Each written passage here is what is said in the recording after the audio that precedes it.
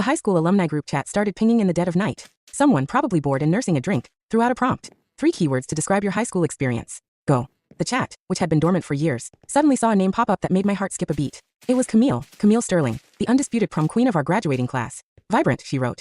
Passionate. Then, after a deliberate pause, she added one more. And Nate.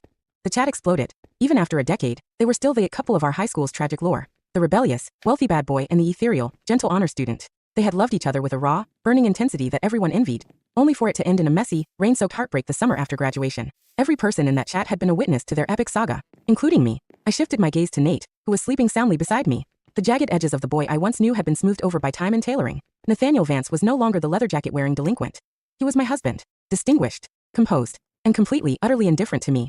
That old thorn, the one I'd pushed deep into my skin years ago, began to throb with a dull, familiar ache. 1. It seemed the onlookers were more invested in the ghost of their relationship than the actual people involved.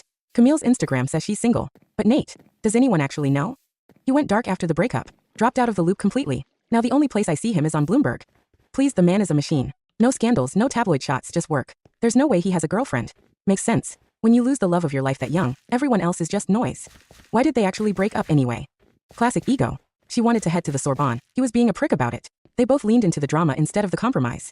Ugh, it's like a second-chance romance novel waiting to happen. I'm obsessed. They kept spinning the fantasy, and I kept my mouth shut. I stared at the ceiling, wondering if I was the noise. Was I just the compromise he made when he realized he couldn't have the real thing? I reached over to turn off the lamp, but Nate's phone lit up on the nightstand. Unknown. I'm back, Nate. There was no contact name, but I didn't need one. Only Camille called him Nate with that specific, casual intimacy. He was out cold, his hand resting instinctively over my stomach as it often did in his sleep. His wedding ring, cold against my skin through my silk nightgown, felt heavier than usual tonight. A wave of nausea hit me. My thumb hovered over his screen, wanting to delete the message before he could see it. I knew his passcode, 579579. It was a pattern on the keypad, a sequence I'd long convinced myself was a code for their names or some anniversary. I stared at the lock screen for 2 full minutes, my heart hammering against my ribs, before I finally set it down. Going through his phone felt beneath me. Besides, Nate didn't indulge me the way he'd indulged her. I remembered a day in 10th grade when Camille had been fuming because a freshman girl wouldn't stop texting him. Nate had just laughed, sliding his phone across the desk to her. You jealous, babe? He'd whispered, his eyes dancing. I already blocked her. But go ahead. Check the logs. Delete anyone you don't like. I'm all yours. Thinking about it now kept the sleep away. I stayed awake until 7, when the light finally started to bleed through the curtains. 2. Nate's internal clock was usually surgical. He was a man of routines, gym, shower, black coffee, office. But today he stayed in bed. He stared at his phone for a long time, his thumbs moving slowly as he typed. He didn't get up until 8. Nate. I called out as he stood by the dresser. Yeah. The high school centennial is this weekend. Are you going?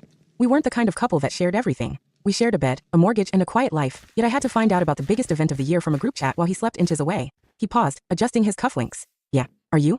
I shook my head. High school wasn't a highlight reel for me.